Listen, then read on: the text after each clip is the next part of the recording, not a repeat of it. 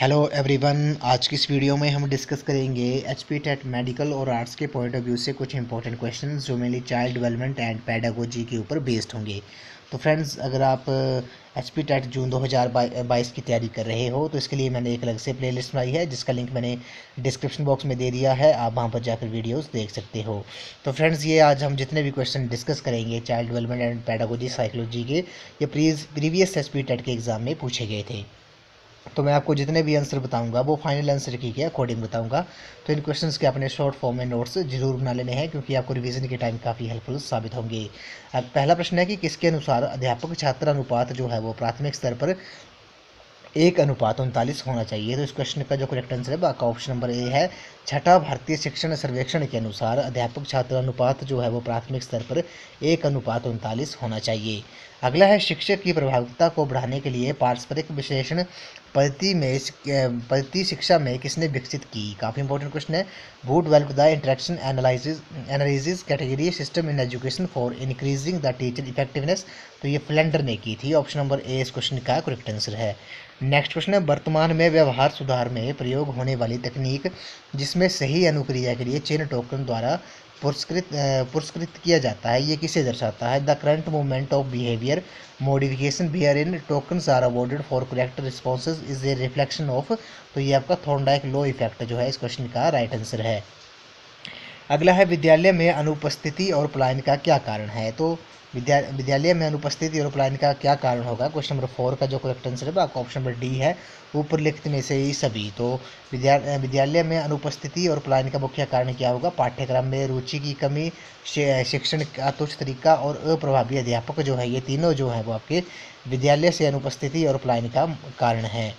अगला प्रश्न है, इसमें बोला गया कि यदि अनुवांशिकता एवं एक विशिष्ट व्यवहार का महत्वपूर्ण निर्धारक है तो दूर दूर रखकर पाले गए समरूप और भात्र यमज के व्यवहार को हम किस प्रकार भविष्यवाणी कर सकते हैं। तो क्वेश्चन नंबर 5 का जो करेक्ट आंसर है आपका ऑप्शन नंबर सी है। ये समरूप यमज भात्र यमज की अपेक्षा अधिक समान व्यवहार व्यक्त करेंगे। नेक्स्ट क्वेश्चन है, इसमें बोला गया कि अतिक्रियाशीलता के उपचार में औषधि चिकित्सा का एक सफल विकल्प डैश है।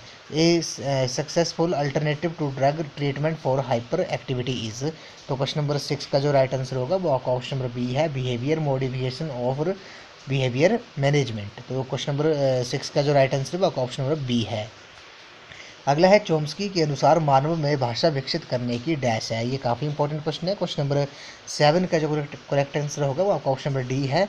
चोम्स्की के अनुसार मानव में भाषा विकसित करने की जैविक पूर्व प्रवृत्ति है।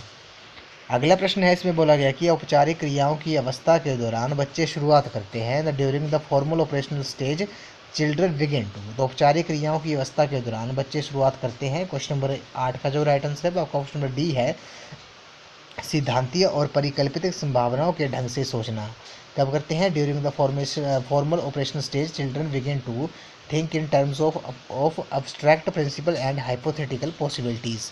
अगला प्रश्न है, आपके विद्यालय में एक बच्चे ने प्रवेश लिया है जो कि सांस्कृतिक दृष्टिकोण से एक पिछड़ी हुई पृष्ठभूमि परिवार से संबंध रखता है, तो आप क्या करोगी। तो क्वेश्चन नंबर 9 का जो राइट आंसर होगा वो आपका ऑप्शन नंबर सी हो जाएगा। उसे एक सामान्य कक्षा में रखेंगे परंतु उसे पढ़ाने के लिए विशेष प्रबंध करेंगे ताकि उसकी विशेष आवश्यकताओं को ध्यान में रखा जाए। क्वेश्चन नंबर 10 पे चलते हैं। प्रत्येक कोशिका में 46 डैश होते हैं जो कि आनुवांशिक जानकारी के लिए उत्तरदायी होते हैं जो माता पिता अपने बच्चों को देते हैं। तो इस क्वेश्चन का जो राइट आंसर है वो आपका ऑप्शन नंबर बी है। प्रत्येक कोशिका में 46 गुणसूत्र होते हैं प्रत्येक जो कि आनुवांशिक जानकारी के लिए उत्तरदायी होते हैं जो माता पिता अपने बच्चों को देते हैं। तो ऑप्शन नंबर बी इस क्वेश्चन का राइट आंसर है।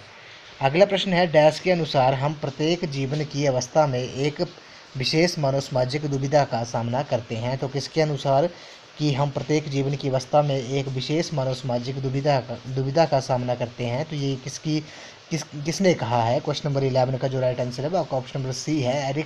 एरिक्सन ने कहा है कि हम प्रत्येक जीवन की अवस्था में एक विशेष मनोसामाजिक दुविधा का सामना करते हैं। According to Erik Erikson we face a specific psychological dilemma at each stage of life.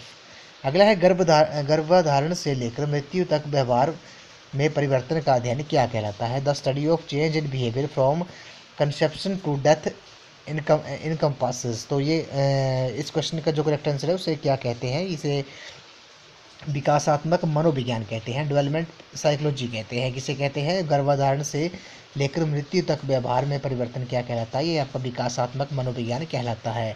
अगला है पेवलोव की प्राचीन अनुबंधन में प्राथमिक रुचि अनुसंधान वाले कुत्तों में डैश को देखकर लार स्राव करने से उद्दीपित हुई। तो क्वेश्चन नंबर 13 का जो राइट आंसर है वो आपका ऑप्शन नंबर डी है, भोजन की तस्तरी, द फूड डिश जो है इस क्वेश्चन का राइट आंसर होगा।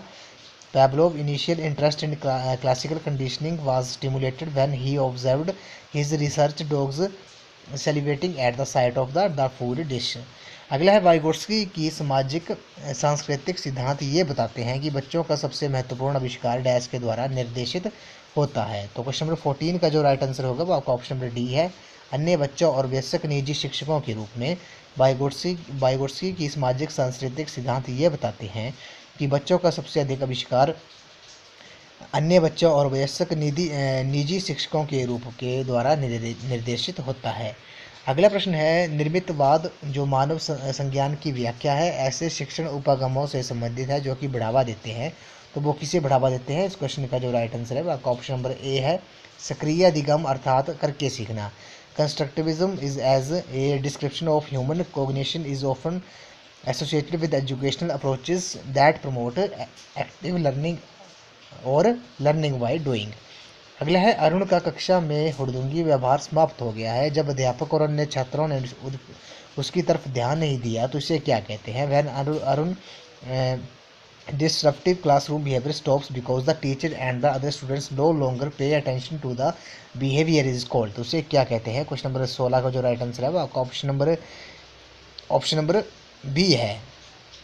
क्या है, ऑप्शन नंबर बी है इस क्वेश्चन का राइट आंसर हो जाएगा। विलोप जो है उसे विलोप कहते हैं।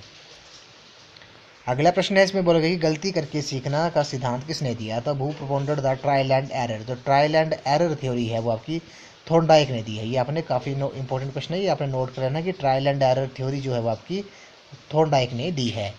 अगला प्रश्न है, इसमें बोला कि ALM का अर्थ है। तो ALM का अर्थ है, ALM स्टैंड्स फॉर। तो ALM का अर्थ क्या होता है, मीनिंग क्या होता है, ये आपका एक्टिविटी लर्निंग मेथोडोलॉजी है इस क्वेश्चन का राइट आंसर है।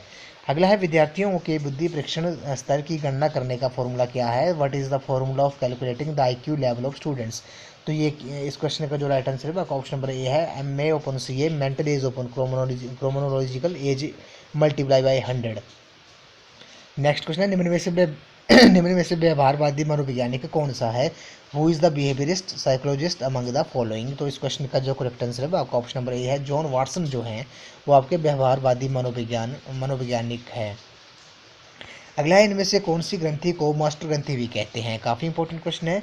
Out of this which gland is known as master gland. तो पिट्यूटरी ग्लैंड को मास्टर ग्लैंड कहते हैं। अगला है, निम्न में से ये किसने कहा कि बुद्धि कोई एक तत्व नहीं है बल्कि कई भिन्न भिन्न प्रकार की बुद्धियों का अस्तित्व होता है। तो ये किसने कहा है, out of the following who said that intelligence is not a single entity rather distinct types of intelligence exist. तो ये किसने कहा है, ये आपका हावर्ड गार्डनर ने कहा है। अगला है, NCF किस वर्ष लागू हुआ था। तो NCF was implemented in the year. तो ये आपको 2005 में ये इम्प्लीमेंट हुआ था, लागू हुआ था NCF। अगला है, बाल शिक्षा अधिकार अधिनियम के तहत विद्यालय में प्राथमिक अध्यापकों के लिए एक शैक्षणिक वर्ष में कितने दिन निर्धारित किए गए हैं। तो क्वेश्चन नंबर 24 का जो राइट आंसर है वो आपका ऑप्शन नंबर सी और बी जो हैं, ऑप्शन नंबर सी और बी जो है आई थिंक इस क्वेश्चन का, दोनों क्वेश्चन जो है राइट आंसर है। तो ऑप्शन नंबर बी जो है इस क्वेश्चन का करेक्ट आंसर है। अगला प्रश्न है, इसमें बोला कि भाषा में मुख्य रूप से कितने कौशल हैं। तो भाषा में मुख्य रूप से कितने कौशल हैं, ये आपके 4 कौशल हैं। How many types of skills are used in language. तो 4 जो है इस क्वेश्चन का राइट आंसर है। अगला प्रश्न है, बाल शिक्षा अधिकार अधिनियम संविधान में किस संशोधन के कारण लागू किया गया है। Under which constitution amended the RTE act was implemented. तो इस क्वेश्चन का जो करेक्ट आंसर है वो आपका 86वां संशोधन जो था, अमेंडेंट जो हुई थी 86वां संशोधन जो था, उस क्वेश्चन का राइट आंसर है बाल शिक्षा अधिकार अधिनियम जो है वो संविधान में 86वां संशोधन के कारण लागू किया गया था। अगला है, बुंट ने मनोविज्ञान की कार्यशाला कब शुरू की थी। बुंट एस्टेब्लिश्ड साइकोलॉजिकल लेबोरेटरी इन। तो ये कब शुरू की थी। क्वेश्चन नंबर 27 का जो करेक्ट आंसर है आपका ऑप्शन नंबर बी है। 1879 में वुंट ने मनोविज्ञान की कार्यशाला शुरू की थी। अगला है, सरकारी स्कूलों के अध्यापक बाल शिक्षा अधिकार अधिनियम की किस धारा के तहत प्राइवेट ट्यूशन के लिए प्रतिबंधित है। काफ़ी इंपॉर्टेंट क्वेश्चन है। Under which section and subsection of RT act are the government school teachers banned for private tuition. ये काफ़ी इंपॉर्टेंट क्वेश्चन है। क्वेश्चन नंबर 28 का जो राइट आंसर है वो आपका ऑप्शन नंबर बी है। क्या है? ऑप्शन नंबर बी जो है इस क्वेश्चन का करेक्ट आंसर है। सरकारी स्कूलों के अध्यापक जो हैं बाल शिक्षा अधिकार अधिनियम की धारा 28 के तहत प्राइवेट ट्यूशन के लिए प्रतिबंधित हैं। अगला प्रश्न है, ADEPTS मीन्स, तो ADEPTS इसकी जो फुल फॉर्म क्या होती है। क्वेश्चन नंबर 29 का जो राइट आंसर है आपका ऑप्शन नंबर ए है, advancement of educational performance through teacher sports. या स्पोर्ट्स जो है इस क्वेश्चन का राइट आंसर है। ये आपने नोट कर लेना है। ADEPTS का जो फुल फॉर्म होती है वो होती है आपकी advancement of educational performance through teacher sports. Option number ए इस क्वेश्चन का राइट आंसर है। इस वीडियो को लास्ट क्वेश्चन है, प्रतिभाशाली बालक का बुद्धि परीक्षण स्तर होता है IQ level of extra ordinary students lies between. तो ये लाई करता है आपका 150 से लेकर 180 तक। ऑप्शन नंबर डी इस क्वेश्चन का करेक्ट आंसर है। प्रतिभाशाली बालक का जो बुद्धि परीक्षण होता है वो आपका बुद्धि परीक्षण स्तर जो होता है वो आपका 150 से लेकर 180 तक होता है।